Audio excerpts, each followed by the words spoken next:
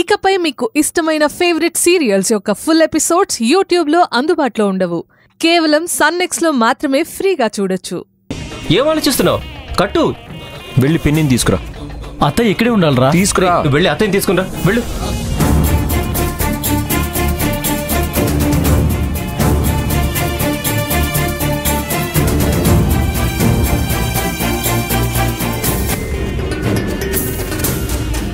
నాన్న అక్షయ్, పెళ్ళనేది 2 జీవితాలకి సంబంధించింది.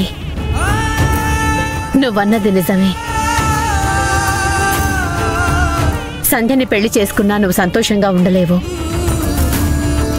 నీ ఇష్ట ప్రకారమే నువ్వు శ్రావణిని పెళ్లి చేసుకో.